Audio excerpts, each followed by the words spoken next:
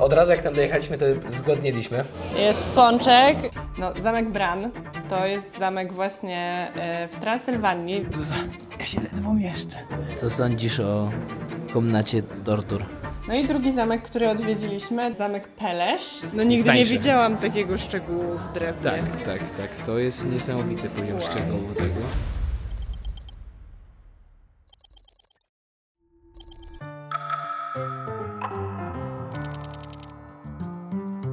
Dzień trzeci upłynął nam pod znakiem historii bardziej współczesnej, takiej ostatniej historii w Rumunii, konkretnie w Bukareszcie, bo odwiedziliśmy Pałac Parlamentu.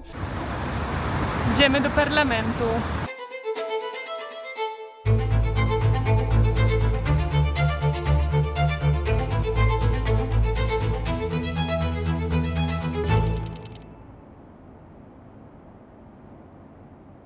No jeżeli chodzi o sam budynek, to w architekturze tej części zewnętrznej on jest też w takim klimacie mocno jak nasz Pałac Kultury.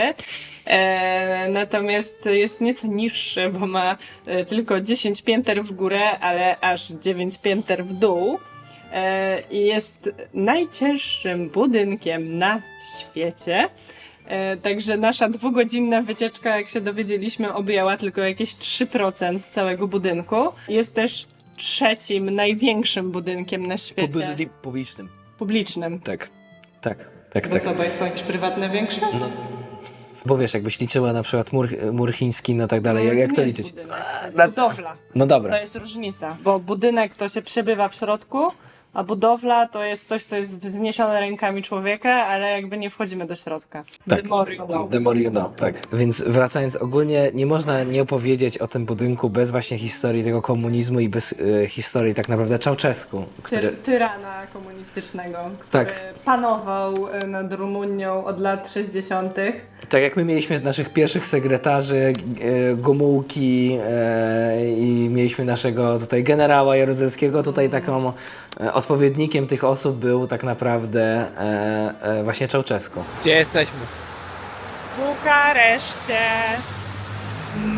Idziemy do parlamentu. Wielkiego pałacu. Kolejny pałac. Wczoraj Tak. 2 zamki, dzisiaj pałac. Tak. Tylko wczoraj królów i królowych, a dzisiaj... Ceausescu. Tak. Komunizmu. Pałac komunizmu, dokładnie. No powiem, że jest tu grand wszystko. Tak. Nic tak nie mówi jak od ludzi dla ludzi, jak wyburzyć 20% starego miasta i zbudować pałac dla komunizmu w zasadzie. Ogólnie prawie cały kraj, można powiedzieć, zrzucał się na ten pałac parlamentu, bo usłyszeliśmy bardzo dużo ciekawostek, ale między innymi jest, ile on kosztuje ten budynek, bo wszyscy pytają, ile on kosztuje. Nie da się estymować, ile on kosztuje. Można by próbować wyceniać poszczególne materiały, jak na przykład jest tam 1 000 000 metrów sześciennych marmuru, który pochodzi tylko właśnie z Rumunii, ale mi się wydaje, że najbardziej taką obrazową liczbą będzie 1/3 PKB kraju, która szła przez 10 lat. Można by to tak estymować jakby 300 miliardów euro. Tak. Więc jakby wyobraźmy sobie, że czasami robimy jakiś budynek, żeby euro 2012, nie wiem, 2 miliardy złotych chyba kosztował mniej więcej nasz ten stadion. No to 300 miliardów to jest troszeczkę inna skala. Trochę też to daje nam do zrozumienia, dlaczego właśnie ta Rumunia jest Taka wygląda wielka. 10, 15, może 20 lat za Polską, bo tak samo była w komunizmie. Ja bym powiedziała, że więcej za nami są. Ja mi się wydaje, że tak 20, ale bo mają straconą dosłownie dekadę. W Polsce były jakieś pomysły tych robienia jakichś inwestycji mniej, bardziej udanych, ale to Nigdy na taką skalę, że marnotrawienie. cały kraj cierpiał i to nie tyle, że tylko dużo pieniędzy wydane, tylko oni wydawali na to kupę kasy, a ludzie zwykli głodowali. Oni Tak. mieli jakby jeszcze gorsze warunki niż u nas w trakcie PRL-u, bo też było jedzenie na kartki, ale było go jeszcze mniej i ludzie dosłownie głodowali.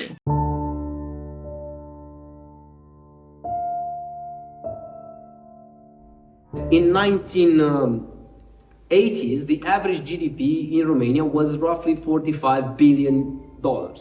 Now, a third of that is 15 billion, right? Compared with the money today, that's between 45 to 50 billion euros for 10 years. That's half a trillion investment for just this project. And we don't talk only about this building, we talk about all the buildings surrounding this one. And all the Union Boulevard, the one with all the fountains, which is actually a copy of the Champs-Élysées in Paris, and it's actually longer and wider than Champs-Élysées in Paris because Ceausescu became a megalomaniac at some point. Yeah, and it's longer and wider. Yeah, you can imagine the frustration throughout Romanians when they couldn't buy enough groceries, travel freely, have the freedom of speech, and many more other rights were stripped away from them. Lack of television, lack of electricity, lack of food, a lot of other things that together they fill the glass of hatred towards Ceausescu. So the project isn't the main reason why the revolution started, is actually another piece into the domino effect that led to the revolution.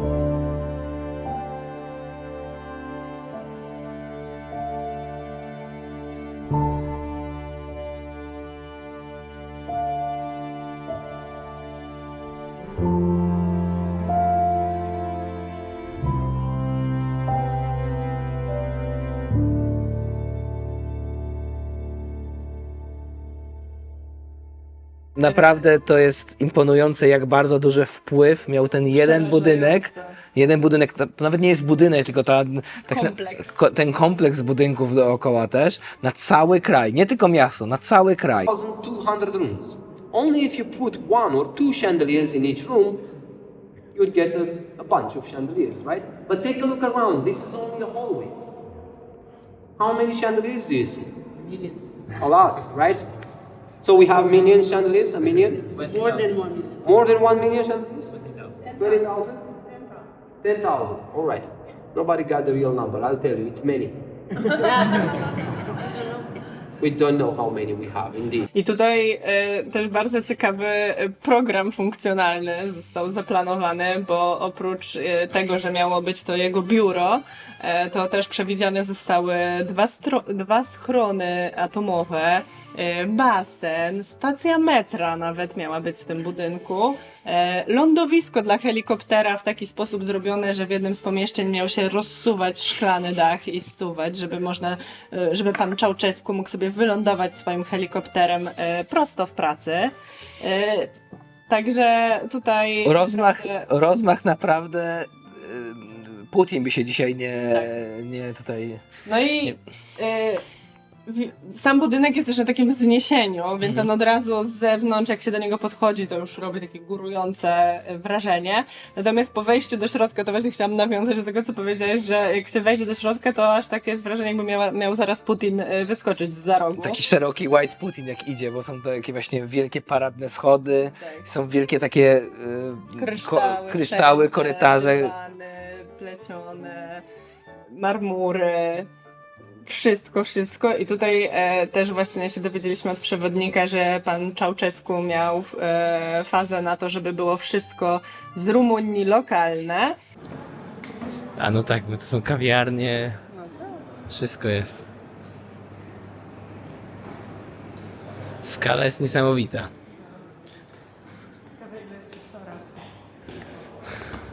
Ale to naprawdę wygląda na budynek, który Donald Trump by chciał mieć. What the hell? O,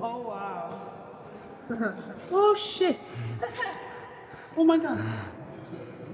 Cała ta historia pałacu łączy się z historią Rumunii i tego, że budując ten pałac wydawano coraz więcej pieniędzy, więc mieszkańcy popadali w coraz większą ruinę, coraz większy głód, no i coraz większą desperację, żeby coś z tym zrobić. I w końcu w 1989 roku doszło do rewolucji. Tak, ona nastąpiła po tym, jak wcześniej były protesty i w czasie tych protestów zabito parę osób. Tak. I wtedy, żeby pokazać, że tak naprawdę kraj stoi po stronie Ceausescu, zrobili demonstrację przed budynkiem, który wtedy pełni funkcję jego biura, bo jeszcze był... Przy dzisiejszym placu rewolucji. Tak, bo jeszcze wtedy był budowany cały czas ten pałac parlamentu, a ludzie, którzy teoretycznie powinni go najbardziej wspierać, zaczęli tak naprawdę krzyczeć, żeby żeby oddał władzę. On zaczął wykrzykiwać, obiecywać, że dam wam to 100-200 gram więcej mięsa tygodniowo czy miesięcznie. No i w pewnym momencie uznał, że jednak już jest problemy, bo jeżeli jego najbardziej zagorzali zwolennicy, tak myślał przynajmniej, nie są po jego stronie, to że ucieknie. Tak mu podpowiedział wtedy tam nie wiem, to chyba był generał albo szef wojska. Szef wojska jakiś, no generał. Czy tam wicepremier, coś w tym stylu. Bardzo ważna osoba, która potem objęła państwo, ale podpowiedziała mu, żeby uciec i razem z małżonką uciekli helikopterem właśnie z tamtego miejsca, ale w trakcie tej ucieczki wojsko zmieniło stronę i zrobiło kompletny już pucz, bo zobaczyli, że tak naprawdę władza nie ma żadnego poparcia, bo jeżeli nawet najbardziej ludzie, którzy są po jego stronie, już nie wierzą w niego i wiedzą, że to już jest koniec, to został zatrzymany ten helikopter, zostali wysadzeni pasażerowie i w trybie ekspresowym zostali oni poddani pod sąd wojskowy i zostali skazani na Egzekucja. przez rozstrzelanie. I to jest bardzo interesujące. Tak, było to pokazane w telewizji państwowej. Ogólnie, jeżeli interesuje Was więcej na ten temat, to możecie obejrzeć materiał na ciekawe historie. Wyrok ma zostać wykonany natychmiast.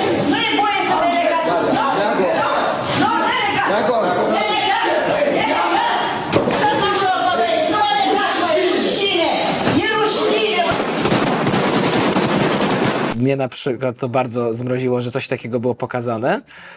No ale nie ma co tutaj mówić, zasłużył sobie na taki los, bo on nie dbał o tak naprawdę ludzi, którym powinien służyć, więc raczej to jest dobry pokaz, jak kończy się władza dyktatorów. Wyszliśmy z budynku z oprowadzenia po Senacie. Senacie w zasadzie. Co jest ciekawe, tak naprawdę zobaczyliśmy tylko 3% budynku, co może potem daje skalę, jak to jest wielkie. Zadziwiająco mało ochrony. Tak, jesteśmy przy budynku w zasadzie parlamentu. Nikogo nie ma. W Polsce to już byśmy 2 razy byli na glebie i już byśmy w więzieniu czytaliby nam nasze prawa. Tutaj chyba można nawet podjechać i auto elektryczne załadować. Nie, ten żandarm jeden przy bramie stał. No jeden typ przy bramie wracamy. Jeden. No to nic. Jeden na budynek, który ma tam ileś set tysięcy metrów kwadratowych. 1200 pokoi, tak, żeby dać jeszcze do zrozumienia skalę tego. No, więc w ogóle nie wiadomo, o co tu chodzi, czemu to jest jakoś niepilnowane. Nie wiem, czy my idziemy jakimś prezydenckim wejściem. To jest...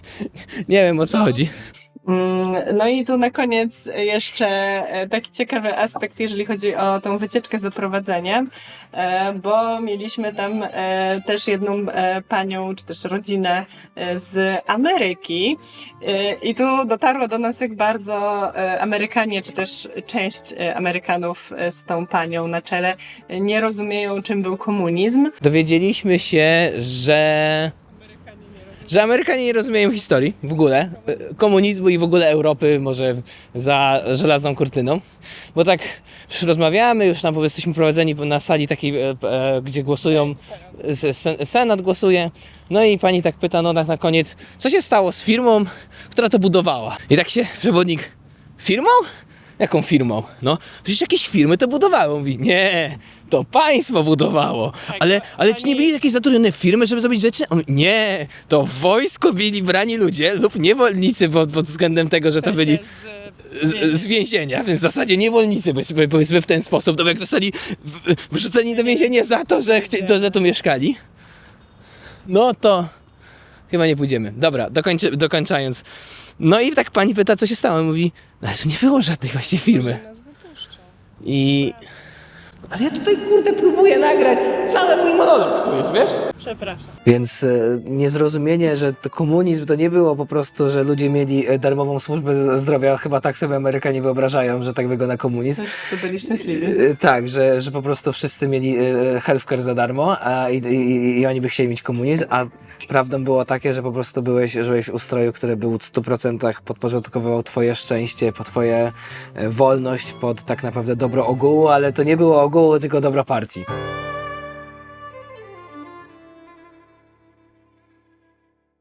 Idziemy Champs-Élysées.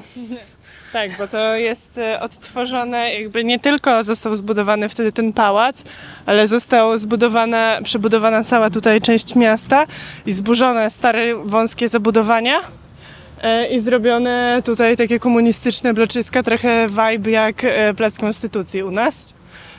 No i na dodatek właśnie ta ulica, którą idziemy, miała odtwarzać Champs-Élysées z Paryża, z tym, że jest dłuższa i oczywiście jest szersza. Ale tak nie do końca idzie to odtwarzanie, bo nie za bardzo to są takie fajne sklepy jak na Champs-Élysées, tylko Myślę, że komunizm tu nie pomagał, nie? no... Teraz, jeżeli chodzi o cały Bukareszt i też jak to na niego, te rządy Ceausescu na niego wpłynęły, to też nie przeszło bez echa, bo Ceausescu miał też zapędy, żeby całą Starówkę wyburzyć, co nawet w pewnym stopniu zaczął, natomiast coś go jednak tam powstrzymało i cała ta dzielnica, która jest w samym centrum Bukaresztu, która nazywa się Lipszczany, była mocno zniszczona. To jesteśmy teraz z powrotem na Lipszczanach. Tak to chyba się wymawia po polsku. No i to jest stare miasto, główna ta część. I ona powstała mniej więcej w XII-XIII wieku, wtedy powstał Bukareszt i to stąd jakby się miasto rozrosło, rozkączkowało. Natomiast w latach, kiedy właśnie był komunizm, to Ceausescu chciał również zburzyć tą część, razem z tą, którą ostatecznie zburzono na Pałac Parlamentu. Natomiast w końcu tego nie zburzyli, ale częściowo już zaczęli. Dlatego część budynków jest jakimś rumowiskiem, a potem się po prostu tym nie zajmowano i to się mocno podupadło. I teraz dopiero de facto jakieś tam 20 lat zajmują się tym, żeby to jakoś odrestaurować. Dopiero po 2000 roku parlament Rumunii zdecydował o tym, żeby tę dzielnicę odbudować, odrestaurować i ona została otwarta dla publiki, że tak powiem, dla turystów, dla mieszkańców miasta dopiero w 2013 roku, także naprawdę niedawno, bo w skali życia miasta, to 13 lat to jest mega mało i oni po prostu sukcesywnie odnawiają budynek po budynku i tak jak między innymi hotel Marmoroż, w którym się zatrzymywaliśmy, tak został odnowiony, tak jeszcze obok niego i w wielu innych miejscach znajduje się bardzo dużo budynków, które są w stanie naprawdę tragicznym, wręcz mają taki system oznaczania budynków, też tam nam się udało złapać na kilku elewacjach taki symbol. Jest symbol, który oznacza, że budynek grozi zawaleniem, ale jest przeznaczony do renowacji, tylko że w swojej kolejności, a ich jest naprawdę dużo. Bo tu na przykład widać, że ta alejka jest odrestaurowana, bo jest nowy chodnik, są nowe ławeczki, drzewa ładnie posadzone, ale po budynkach widać, że no raz dobrze, raz niedobrze.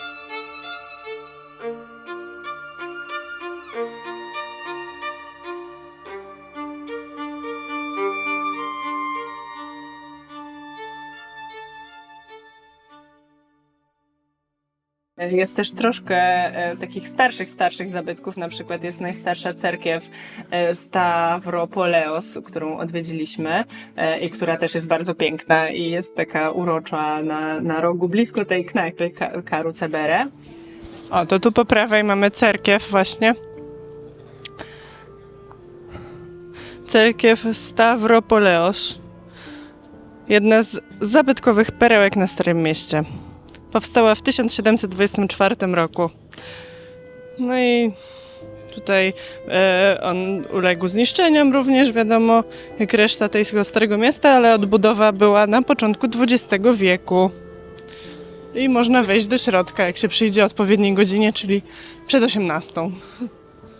Więc właśnie to zrobimy. Bardzo dużo zieleni tu jest ładnej.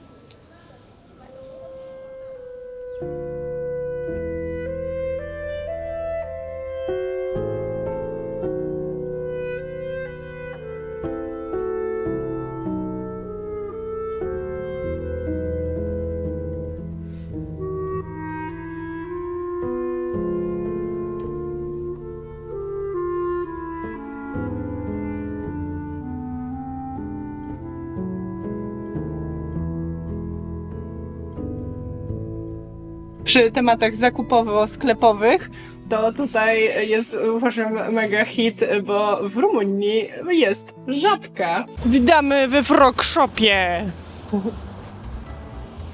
Wygląda identycznie jak nasz Frog Shop.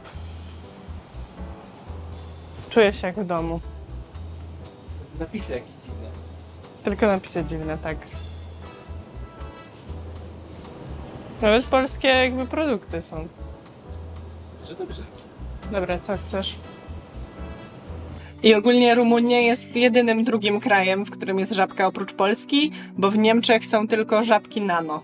I z takich jeszcze miejskich tematów, które na przykład mnie bardzo pozytywnie zaskoczyły, ciebie też chyba, to są przestrzenie publiczne typu parki, który miał, nie pamiętam teraz nazwy, może zaraz znajdę, ale były w nim stawy, były restauracje. Byliśmy tam raz wieczorem i byliśmy tam raz w weekend w ciągu dnia. To naprawdę tętni życiem, aż mi się marzy, żeby były takie parki w Warszawie, bo u nas nie ma aż tak postawienia na taką multifunkcjonalność, że jak już się idzie do parku, to tam się siedzi na trawie, ewentualnie jest plac zabaw, ale nie ma aż tak postawienia na to, żeby było na przykład coś do zjedzenia, czy jakieś tam były jeszcze też atrakcje typu można było wynająć łódkę i popływać po jeziorze. Co powiesz, kochanie? Gorąco. Siedzimy na słońcu. No ale nadal, jest 19 stopni w cieniu, więc jest gorąco w słońcu. Jest 20, więc No, wypoca się, więc nie jest dobrze. to uciekajmy stąd. Tak, ale ogólnie jakby jestem zaskoczony, jak fajne są parki tutaj, jak fajny to jest park i jak oni dobrze jest wykorzystana przestrzeń, czyli naprawdę sporo restauracji, sporo miejsc, w którym można coś sobie kupić, zjeść, Tak, co posiedzieć. chwilę są jakieś budki z Jest jedzeniem. bardzo dużo ławek. Bardzo dużo.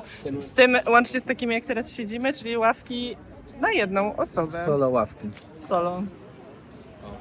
Ale są też wiele takich, po prostu jest wiele ławek, jest wiele śmietników, jest ogólnie czysto.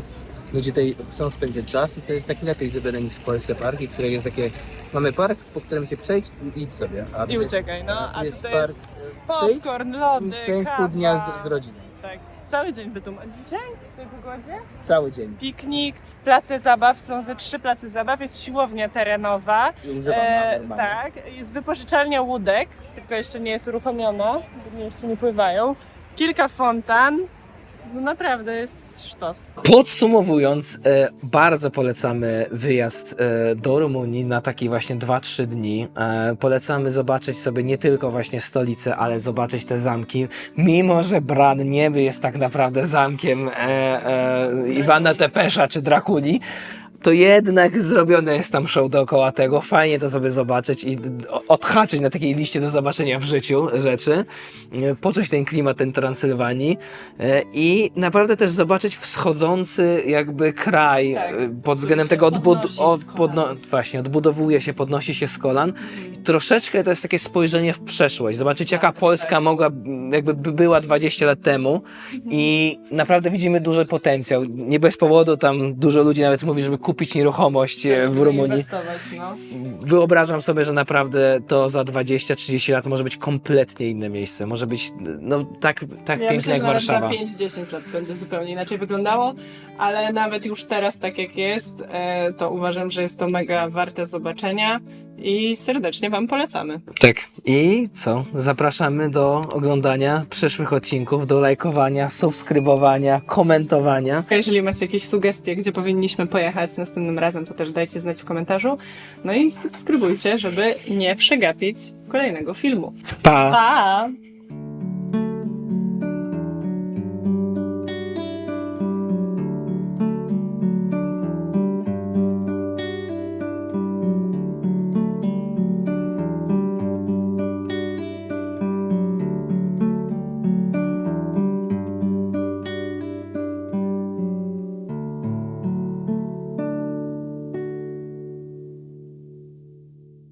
A w kolejnym odcinku wracamy do recenzji hotelowych i to w wyjątkowym stylu.